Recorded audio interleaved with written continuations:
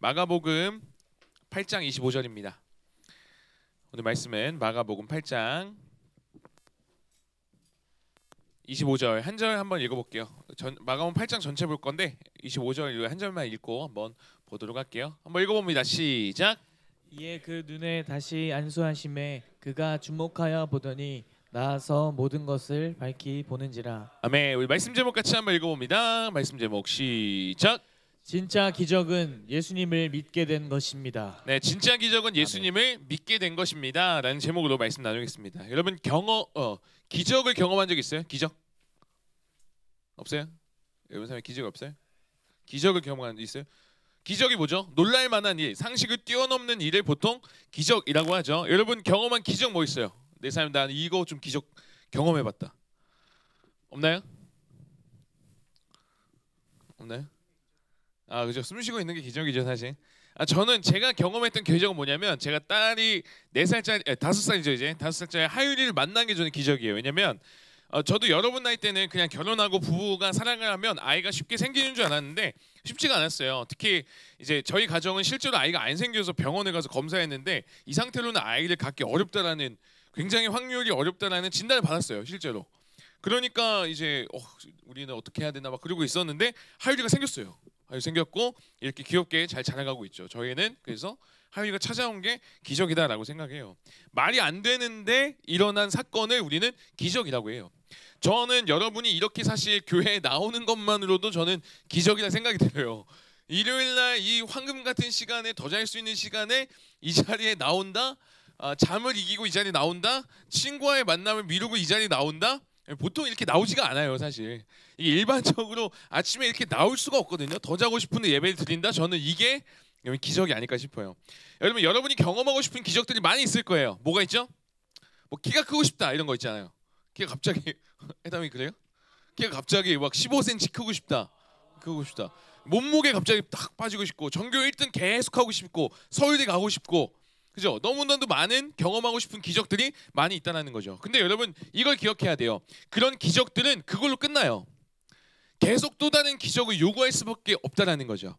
여러분 오늘 성경을 보면은, 오늘 마가복음 8장에 보면 두 가지 기적 사건이 나옵니다. 하나는 뭐냐면 빵 7개와 물고기 2마리로 4,000명을 먹이는 사건이 나와요. 이걸 칠병이어라고 하거든요. 7개 떡 가지고 그리고 2개 물고기 가지고 4,000명 먹였다. 이게 이제 하나의 기적 사건이고, 또 하나 기적 사건은 평생 앞을 보지 못했던 맹인이 있어요. 시각장애인이 눈을 떠서 보게 되는 사건. 이 2개의 기적이 등장합니다.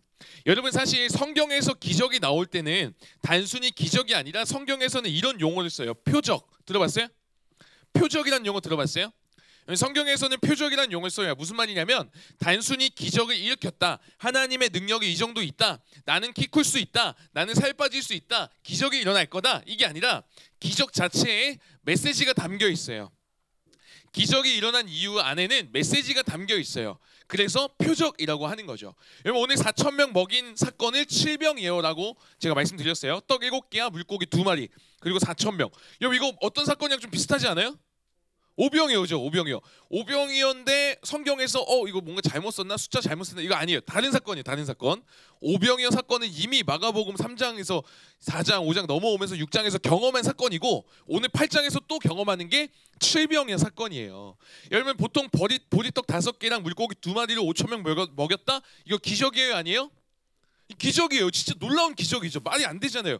혼자 다 먹을 거 그거 어떻게 5,000명 다 먹어요? 말이 안 돼요. 진짜 기적이에요. 근데 그걸 통해 보여주는 뭐가 있다? 메시지가 있다. 기적을 통해 말하고 싶은 게 뭐죠? 그 기적을 통해서 말하고 싶은 건 어떤 메시지죠? 예수님이 떡 만들어내는 기계다? 이건가요?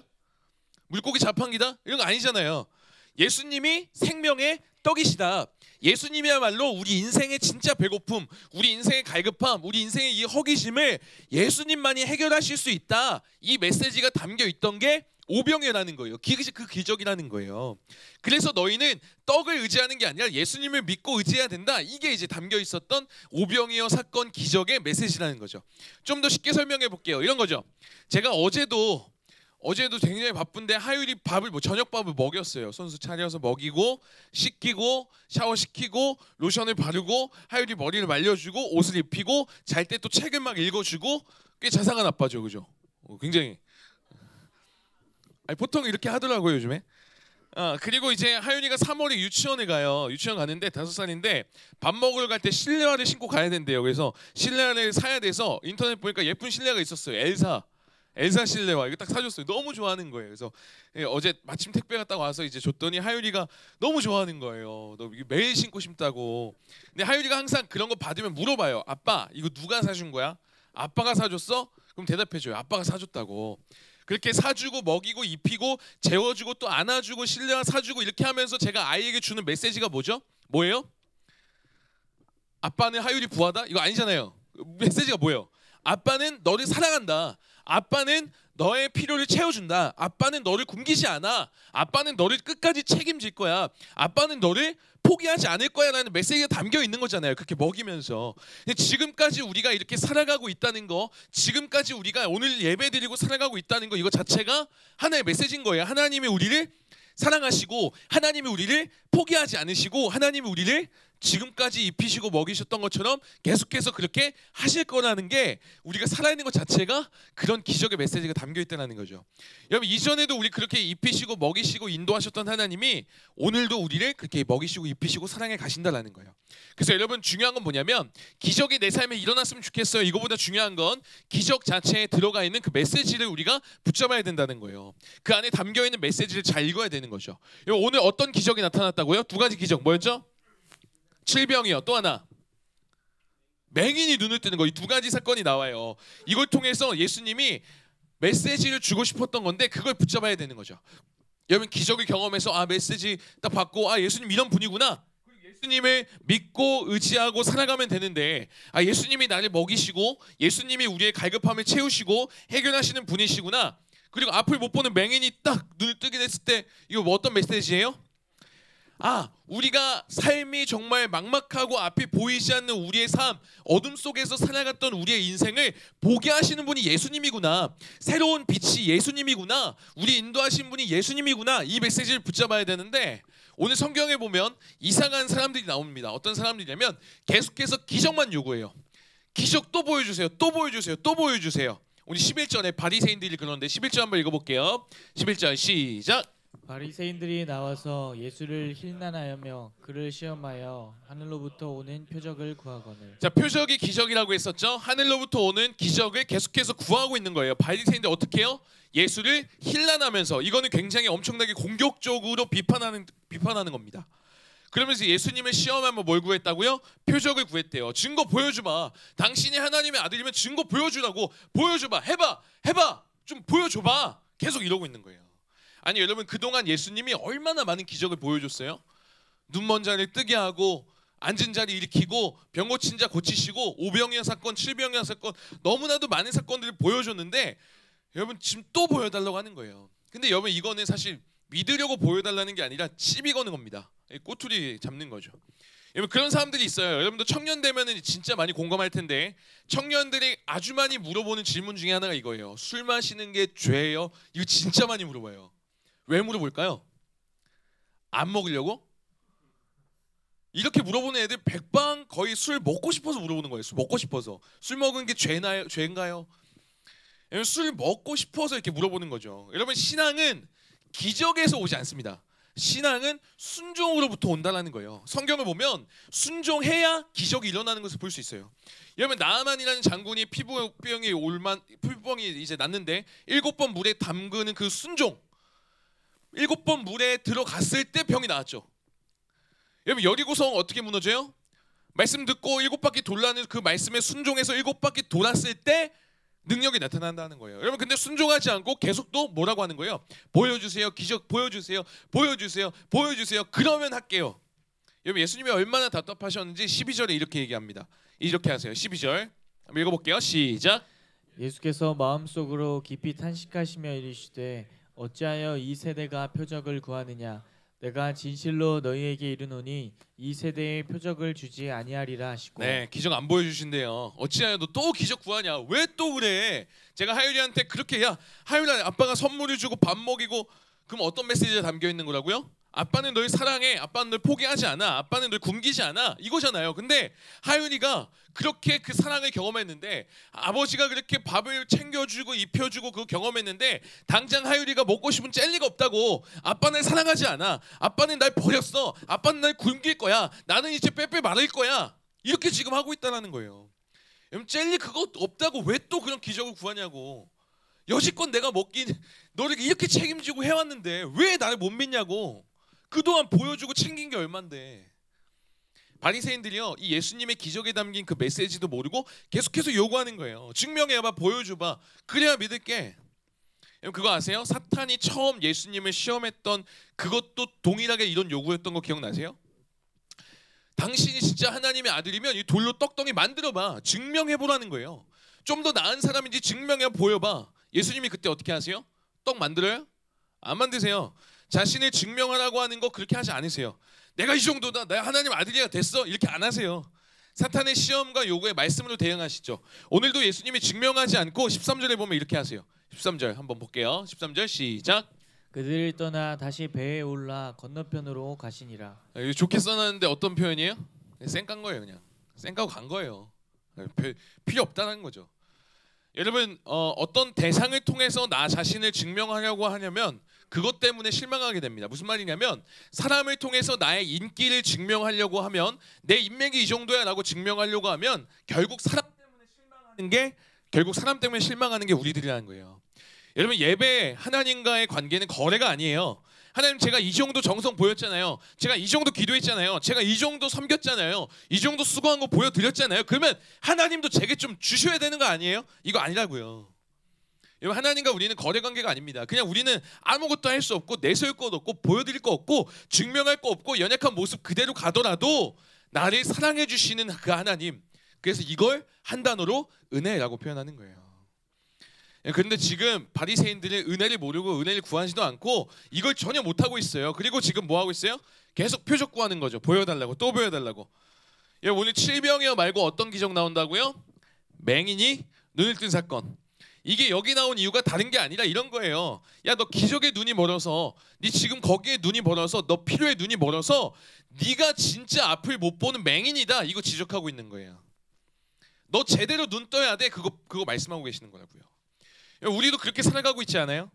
마치 시각장애인처럼, 맹인처럼, 이 바리새인들처럼 진짜 봐야 될 하나님의 사랑을 보지 못하고 여전히 나와 함께 하시고 지금까지 인도하신 하나님의 사랑이 있음에도 불구하고 그게 보지 못하고 지금 힘들다고, 지금 기적 안 일어난다고 바리새인들처럼 이거 보여주세요, 저거 보여주세요, 못 믿겠어요 이러고 있는 우리 모습 있지 않냐고요.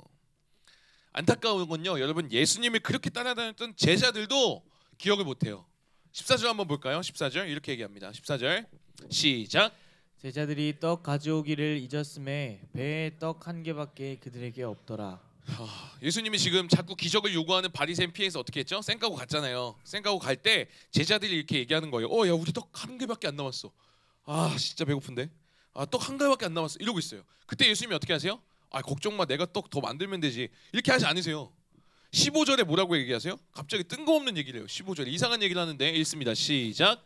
예수께서 경고하여 이르시되 삼가 바리새인들의 누룩과 헤롯의 누룩을 주의하라 하시니. 이상한 얘기 하시지 않아요? 배고파서 지금 떡 없다고 하는데 갑자기 이런 얘기 하고 계시는 거예요. 뭐예요 이거?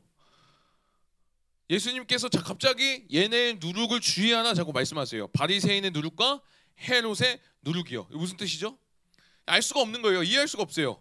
제자들이 못 알아들으니까 예수님도 답답하셨는지 이어서 이렇게 이야기하세요. 17절 18절도 읽어볼게요. 17절 18절 시작.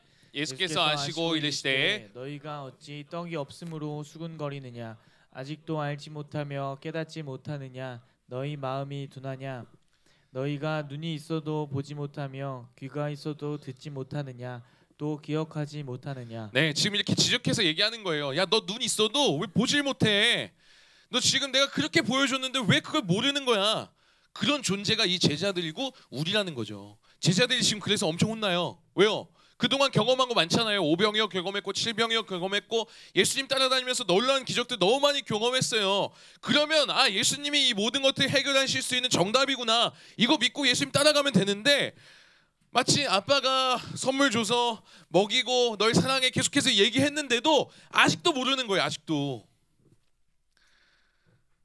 예수님 없으면 살 수가 없는데 또 떡 달라고 하는 거예요. 또 떡이 없네, 또 물고기 없네. 여러분 떡 더 줘봤자 뭐가 돼요? 도시락 먹으면 뭐예요? 그냥 똥밖에 더 돼요 그게? 이거 계속 구하고 있는 거예요. 야 너희 진짜 먹이는 사람은 나라니까. 답답해서 지금 얘기하고 있는 거예요. 근데 이거를 봐야 되는데 이걸 보지 못하고 계속 떡만 바라보고 내 필요만 바라보고 한 개밖에 없어요. 저 없어요. 어떻게 해요? 이러고 있는 거예요. 우리도 그러잖아요. 진짜는 예수님인데 우리에게 진짜 필요한 건 예수님인데 예수님을 인해 모든 게 가능한데 마치 이들처럼 당장 내게 필요한 떡, 먹고 싶은 거, 당장 원하는 소원, 이거 문제 해결됐으면 좋겠는 거 이것만 바라보다가 마치 영적인 맹인처럼 아무것도 못 보고 그냥 살아가는 게 우리들의 모습이다라는 거죠. 예전에 제가 서울에서 사역할 때 처음 전도사 사역할 때 서브 리더십이었어요. 무슨 말이냐면 중고등부 맡았는데 저는 메인 리더십이 아니라 목사님이 한 분 더 계셨어요. 중고등부에 2명의 사역자가 있었던 거죠. 예, 같이 동역을 했는데 그때 함께했던 고3이 있었어요. 고3이 이제 수능을 앞두고 이런 얘기를 해요. 기도부터 하면서 목사님 제가 지금 준비하는 대학이 있어서 공부 열심히 해야 돼서 제가 수능 끝나고 대학 입시만 딱 끝내고 교회 정말 열심히 나올게요. 고3이니까 좀 이해해 주세요 라고 했어요. 그때 그 목사님이 저한테 뭐라고 했는지 아세요? 좀 거친 분이셨는데 이 새끼 나중에도 안 나온다고 이렇게 얘기했어요. 이 새끼 나중에도 교회 안 나온다고. 그러면서 이어서 이 얘기해 줬어요. 얘가 고3 때만 좀 이해해 달라고 하지만 여러분 대학 입시 끝나면 인생의 문제 끝나요? 대학 들어가면 안 끝나요. 또 공부라는 거 있고 연애해야 되죠. 또 취업해야 되죠. 계속 와요. 계속. 당장 학교 안 나오는 놈이 퍽이나 나오겠다 막 그랬던 거예요. 여러분 진짜 그래요. 학교 때문에 힘들다는 친구들 나중에 대학 가면 대학 때문에 또 힘들어요. 여러분 대학교 가면 졸업하면 뭐 때문에 힘들어요? 취업해야죠. 취업 때문에 힘들어요. 여러분 취업만 됐으면 좋겠어요 라는 사람들 진짜 많거든요. 기도 열심히 해줘요. 근데 그때 진짜 예언 하나 하는데 1년 뒤에 취업하고 나서 감사하지만 동시에 직장 상사 때문에 죽겠어요 라고 얘기하는 게 또 우리가 마주하는 문제라는 거예요. 지금 당장의 문제 해결, 이게 해결되면 내 인생 끝날 것 같은데 괜찮을 것 같은데 내가 원하는 떡 이것 좀 주어지면 좋을 것 같은데 그거 끝나도 또 있다고요. 또 우리가 붙잡아야 될 건 뭐예요? 그 가운데서도 주님과 동행하는 거예요. 그 가운데서도 또 주님과 동행하고 예수로 살아가는 거 이게 중요한데 이걸 놓치고 영적인 시각장애인처럼 살아가는 우리들의 모습이 너무 많다는 거예요. 이 떡을 먹을 수 있느냐 없느냐 중요한 건 예수와 함께 더불어 살 수 있느냐 없느냐 이게 훨씬 중요하다는 것을 오늘 얘기해 주고 있는 겁니다. 여러분 예수님은 이미 여러 기적을 통해서 알려주셨어요. 답을 주셨어요. 근데 우리는 자꾸 떡 때문에 지금 상황 때문에 지금 당장 내가 배고프고 어렵고 힘드니까 또 기적 요구하면서 하나님 저 싫어하시냐고 이러고 있는 게 너무 안타까운 거죠. 그래서 오늘 말씀을 통해서 얘기해 주는 겁니다. 우리가 구해야 될 것은 기적이 아니라 표적이 아니라 순종이라는 거예요. 우린 기적으로 살지 않아요. 우리는 믿음으로 사는 존재입니다. 우리는 떡 먹을 거로만 살지 않고 진짜 떡인 우리 공급자 되시는 예수님으로 살아가는 인생임을 여러분 꼭 믿으시기 바랍니다. 여러분 나아가 우리가 어떻게 살아야 되는 거죠? 좀 기네. 한 가지만 더 얘기할게요. 여러분 계속 맹인으로 살아갈 게 아니라 눈을 떠야 되는 거죠. 자 23절과 24절 한번 볼게요. 23절 24절. 자 시작. 예수께서 맹인의 손을 붙잡으시고 마을 밖으로 데리고 나가사 눈에 침을 뱉으시며 그에게 안수하시고 무엇이 보이느냐 물으시니 쳐다보며 이르되 사람들이 보이나이다. 나무 같은 것들이 걸어가는 것을 보나이다 하거든. 여러분 지금 맹인이 시각장애인이 눈을 딱 떴어요. 뜨는 사건이에요. 눈을 뜨긴 떴는데 24절에 보니까 뭐가 보인대요 지금? 나무 같은 것들이 보인대요. 여러분 눈 한번 감아보세요. 다 감아보세요. 설교 듣다 그냥 감지 말고 지금 감으세요. 지금 감아봐요.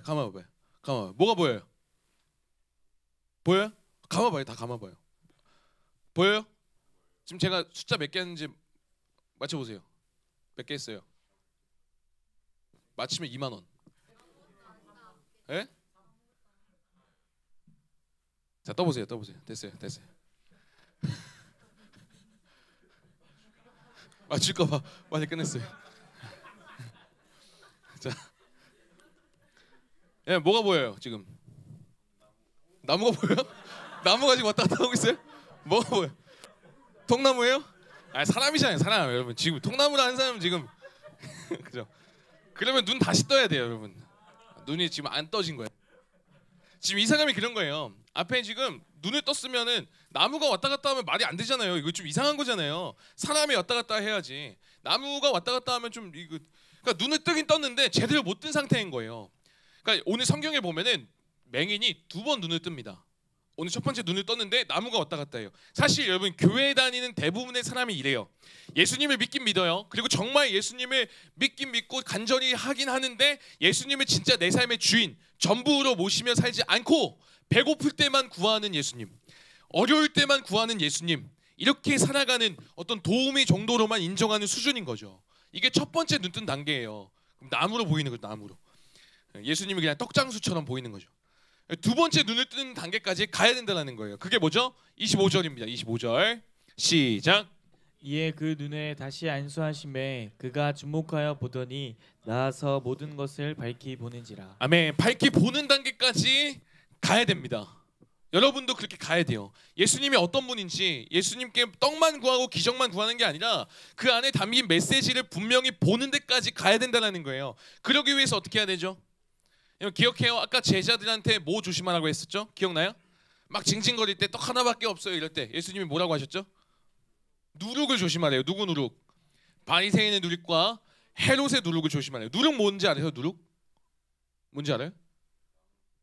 오 역시 인텔리 거죠. 와, 역시. 누룩이 뭐냐면 빵을 만들 때 빵을 부풀게 하는 효모라고 생각하시면 돼요. 밀가루 반죽 요만했던 게 거의 누룩 조금 넣으면 빵이 이만큼 되는 거예요. 부풀어지는 거. 이만큼 되는지 모르겠어요. 또 이러면 또 뒤에서 선생님들이 뭐 MSG 친다 막 자꾸 이러는데 뭐 이만큼 되는지 모르겠는데 하여튼 부풀어요. 엄청 크게 부풀어요. 네, 인정. 오케이. 자, 이만큼 되는지 모르겠어요. 하여튼 엄청나게 부풀어요. 그건 그렇게 하는 게 누룩이라는 거예요. 그러니까 더 크고 더 뭔가 거품과처럼 이제 뭔가 크게 하는 게 누룩인 거예요. 근데 이걸 조심하라는 거죠. 바리새인의 특징이 뭐죠? 위선입니다. 위선. 뭐냐면 자기 의가 있어요. 내가 짱이에요. 내가 이만큼 한다는 것을 사람들에게 보이고 싶어하는 게 바리새인입니다. 나는 저 사람보다 훨씬 더 많이 기도해. 나는 저 사람보다 그래도 더 열심히 신앙생활해. 나는 저 사람보다 더 열심히 교회 나오고 저 사람보다 내가 좀 나아 라고 생각하는 사람들, 그게 다 바리새인이라는 거예요. 헤롯의 특징은 뭐죠? 헤롯은 왕입니다. 왕의 특징은 뭐죠? 이 헤롯이요 그냥 왕 되지 않아요. 그냥 왕 되지 않고 자기 욕망 채우려고, 자기 욕심 채우려고, 자기 필요만을 위해서 수단 방법 가리지 않고 가족들까지 다 짓밟으면서 왕이 된 사람이 헤롯이에요. 수단 방법 가리지 않고 살았던 인물, 우리가 이렇게 살아갈 수 있다는 거예요. 그래서 우리에게 바리새인이고 너희가 헤롯이고 이렇게 얘기하지 않고 그 바리새인과 헤롯의 누룩이 영향력이 우리한테도 있을 수 있으니 조심하라는 거예요. 그게 계속 퍼져나갈 수 있다는 거예요. 저 그렇게 안 사는데요. 지금 여러분의 마음속에 그게 톡 하면은 갑자기 부풀러 올라서 그렇게 갑자기 살아가게 된다는 거예요. 그러니까 그거 조심하라고요. 여러분 마가복음 6장에 보면 이런 말씀이 있어요. 이는 그들이 그 떡 떼시던 일 뭐죠? 5병이요 7병이요 이걸 깨닫지 못하고 도리어 그 마음이 어떻게 됐대요? 둔하여졌다라고 성경은 얘기합니다. 둔하여졌다. 굳은 살 배겼다라고 생각하시면 돼요. 굳은 살 배겼다 생각하시면 돼요. 굳은 살 배겨본 적 있어요? 있나요? 철봉 이런 거 하면 여기 굳은 살 배기고, 또 어디 굳은 살 배기죠? 보통 기타 치면 이렇게 굳은 살 배기면 감각이 있어요 없어요? 감각이 없어요. 없어져요. 마찬가지로 우리 마음 가운데 굳은 살이 배겨서 감각이 없는 때가 있어요. 그래서 은혜를 경험하고 감격하고 하나님 살아계시구나 이거 해야 되는데 어느 순간에 내 마음이 굳어져서 이 바리새인처럼 자기 의로 내가 잘났다 나 짱이다 이러면서 살아가고, 헤롯처럼 그냥 내 욕심과 내 욕망에 의해서 나 이렇게 살아도 되지 이 정도는 되겠지 하면서 살아가는 모습이 누룩처럼 우리 삶 가운데도 퍼져간다라는 거예요. 그거 조심하라는 거죠. 빵 좋아해요? 그죠? 여기 우리 빵순이들 많죠. 빵지술래 한번 가야 되는데, 빵 사서 식빵 같은 거 여기 가 있으면 바게트 좋아하죠. 바게트 생크림 찍어서 먹는 거 엄청 좋아하는데, 여튼 여러분 식빵 같은 거 사서 제대로 밀봉하지 않고 보관을 좀 하다 보면 어떻게 돼요? 곰팡이 피어요. 판에서 곰팡이가 피어요. 그죠? 그거 좀 두면 어떻게 돼요? 식빵 전체에 막 자라거든요. 잘 자라요. 근데 하필 그거 냉장고에 딱 보관해 놨는데 밀봉도 안 된다가 곰팡이가 계속 펴요. 그럼 며칠 안에 그 냉장고에 곰팡이가 가득 싹 퍼지겠죠. 여러분 작은 누룩이 그렇게 퍼져간다는 거예요. 바리새인과 같은 헤롯과 같은 그 누룩을 우리는 조심해야 된다는 거죠. 이런 모습이 우리한테 있으면 어떻게 해야 되죠? 스물스물 올라올 때가 있어요. 지금 없는데요. 근데 여러분 누룩이 작은데 부풀게 한다니까요. 올라올 때가 있어요. 올라올 때가. 그럴 때 어떻게 해야 돼요? 당연히 회개해야죠. 하나님 좀 도와주세요. 하나님께 도움 구해야죠. 그리고 또 하나 해야 될 게 있는데 저는 이걸 얘기하고 싶어요. 바로 희생을 해야 됩니다. 희생. 무슨 말이냐면 코클리라는 신학자가 이런 얘기를 했어요. 한번 읽어드릴게요. 희생은 희생은 따라하는 게 아니라 제가 읽을 거예요. 따라해 볼래요? 제가 따라해 보겠습니다. 희생은 거짓된 욕망의 필수적인 정화이다. 좀 어려운 말이죠. 그러니까 희생이라는 건 거짓된 욕망 있잖아요. 내가 이렇게 살고 싶어, 이렇게 해야 되고 바리 생각이 해롭 같은 그런 마음들, 이걸 정화시키는데 필수적인 게 뭐라고요? 희생이라는 거예요. 희생을 해야 깨끗해지고 정화가 된다는 거죠. 내 안에 바리새인과 같은 누룩, 해롭과 같은 누룩, 거짓 욕망들을 정리하기 위해서 뭐 해야 된다고요? 희생해야 된다고요. 여러분, 인정받고 싶을 때 어떻게 해야 된다고요? 인정받고 싶은 그 바리새인의 누룩이 내 안에 있어. 그럼 뭐 해야 된다고요? 희생해야 된다고요. 희생. 아무도 알아주지 않는 일을 내가 하면서 희생할 때 내가 진짜 자유로워질 수 있다는 거죠. 정화가 된다는 거죠. 떡을 위해 살아가는 이들, 돈을 위해 살아가는 사람들, 돈의 노예가 되지 않으면 어떻게 해야 되는 거예요? 이 돈을 어떻게 해야 된다고요? 희생해야 된다고. 희생. 날 위해 쓰는 게 아니라 다른 일을 위해서 섬기고 희생하듯 그렇게 쓰면 돈에 대해서 내가 묶이지 않고 자유할 수 있다는 거예요. 다 왔어요, 여러분. 이영표 국가대표, 전 국가대표죠. 이야기로 말씀 맺겠습니다. 이영표라고 알아요? 축구 선수였던 깨돌이. 지금 뭐 하죠, 그분? 사장인가요? 강원FC? 예? 유튜버? 그래요. 이영표. 제가 남해 한번 갔을 때 한번 만났었는데, 사진을 못 찾았어요. 사진 보여주려고 했는데 혹시 찾으면 톡에 한번 올릴게요.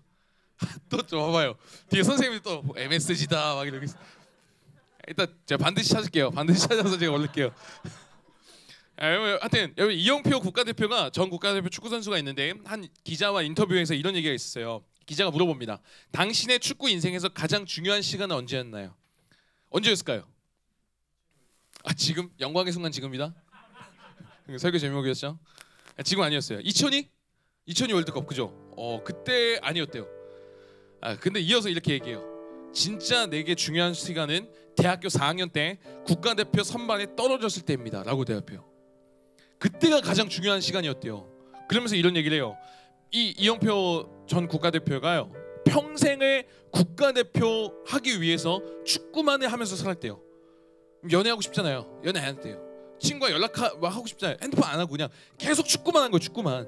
놀지도 않고 축구만 진짜 열심히 해서 이제 국가 선발을 하는데, 자기보다 연습을 덜 한 것 같은 친구, 나보다 조금 못해 보이는 애가 국가대표가 되고 내가 딱 떨어진 거예요. 너무 속상했답니다. 진짜 너무 속상했답니다. 그리고 나서 새벽에 평소처럼 그래도 연습해야겠다 나와서 연습을 차는데, 볼을 한 번씩 차는데 안 할 수 없는 분노가 치올라서 막 너무 세게 차고 막 못 참겠다는 거예요. 그러면서 막 펑펑 울었대요. 그때가, 그 날이 자기 인생에서 가장 중요한 시간이었다라고 인터뷰를 한 거 본 적이 있어요. 왜 그랬을까요? 그날이 가장 중요한 시간인 이유는 가장 열심히 했기 때문이 아니라 내 평생 가장 소중한 축구만을 위해서 살았던 나인데, 그 축구가 내 인생의 구원자가 아니라 진짜 구원자이신 예수님을 알게 되는 순간이었기 때문에 그 순간이 가장 소중한 순간이었대요. 눈을 제대로 뜬 거죠. 축구가 전부가 아니구나. 누룩으로 그냥 기적만 구하면서 떡만 구하면서 국가대표 축구 이렇게만 살아가다가 이제 눈을 제대로 뜬 거예요. 봐야 될 것을 진짜 본 거예요. 내게 진짜 필요한 건 이게 아니라 예수님이었구나. 그걸 알게 된 순간이었기 때문에 그때가 가장 소중한 순간이다 라고 이렇게 하더라고요. 실제 지금도 뭐 간증하는 영상들 인터넷 보면 있고,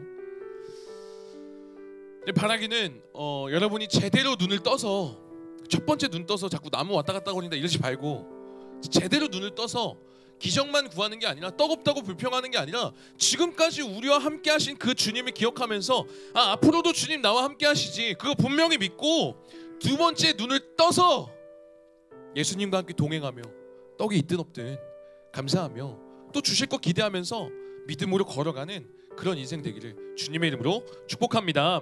우리 함께 공동기도문 오랜만에 한번 읽으며 마치겠습니다. 공동기도문 보이나요? 같이 읽으면서 기도하겠습니다. 시작.